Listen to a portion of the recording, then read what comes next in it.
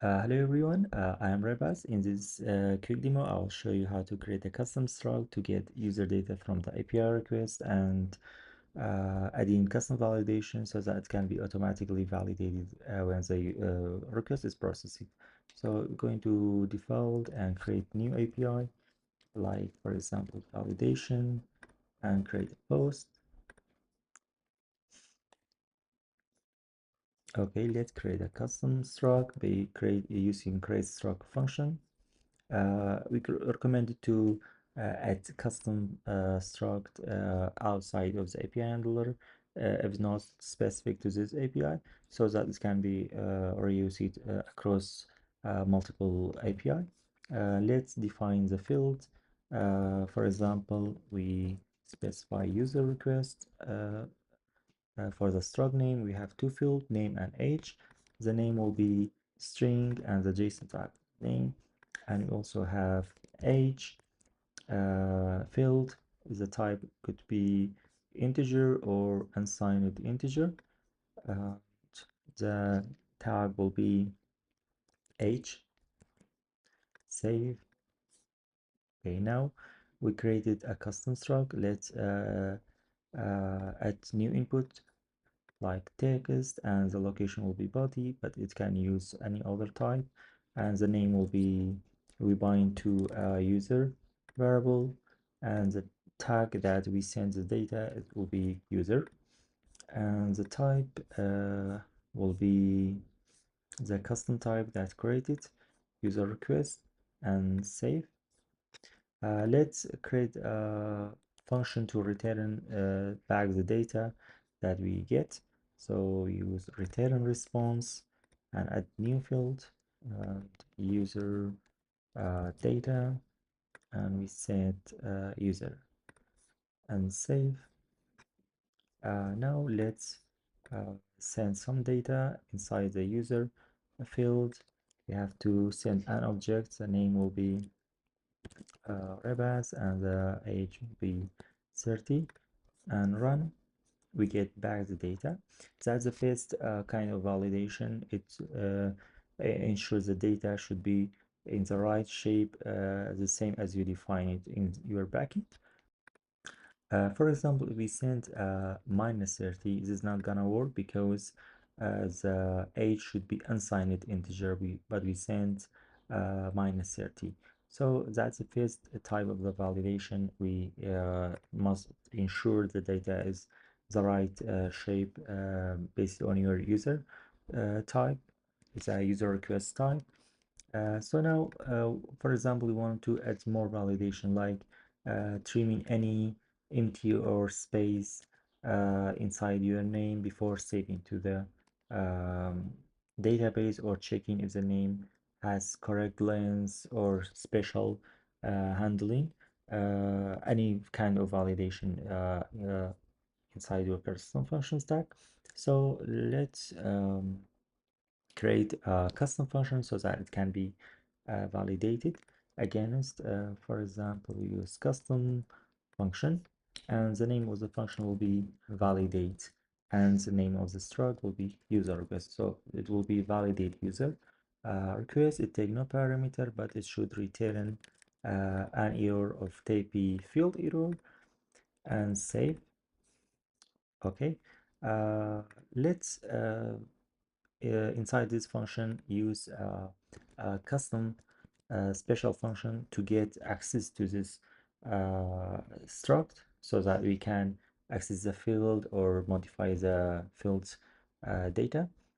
So use get self, we alias as s, and the struct will be the struct that we created, user request, and save. Now inside this validate user request, we can access the user object while we validating. We can, for example, use a trim functions.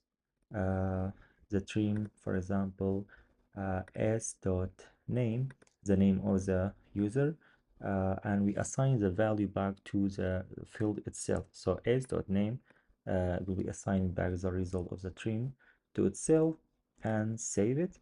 If you run, we can see there's nothing happened here. because we didn't attach this function to the struct. We have to attach it first before doing anything like that. So we're going to the create struct. We need to go to attach method and add new method, and the method will be use validate user request and save. And this time you use save and update time to update the type any place that to use it. So like that. And if we run again, we can see it removed the space before and after the name, and we get this data. Now want to, for example, check if the name is minimum 5 character and maximum 10 character. We can use if condition, for example, add if statement, and we add a new condition like is length, and we check the length of the name. So use s.name and minimum value 5 and maximum, for example, 10, and save. And if that condition and we also need to change this condition to not all of this, ensure if any condition is not satisfied, the action block call it.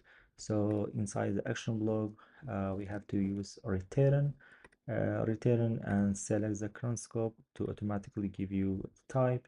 So the field error, we can create a new field error by using JSON, like the name of the field that cause the issue. For example, in this case, name, and we use message tag, for example, invalid name.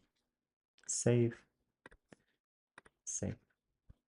So now if we send, for example, some characters, so we get an error validation failed for the user, and the detail contain the error that you returned, name invalid name.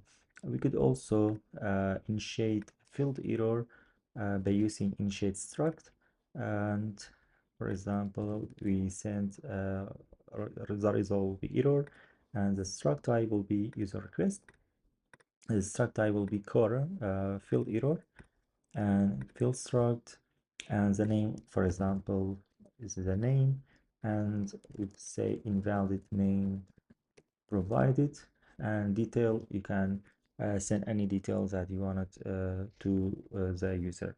Save, and instead of creating manually using JSON, you could also use this error and return. If we save it, we get back the error name, invalid name provided. We could also add many conditions as you wanted. If any condition is not satisfied, this condition, this action block will be triggered and return the data that you wanted. If there's no error, you could return nothing. This work only for validation, but for normal function, you have to return if you have an output type.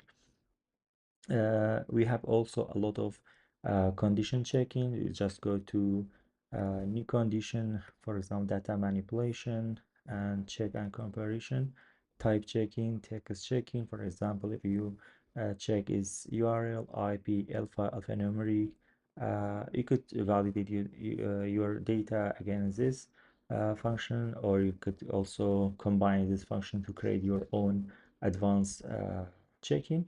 uh, that's all for this video. I will see you in the next video.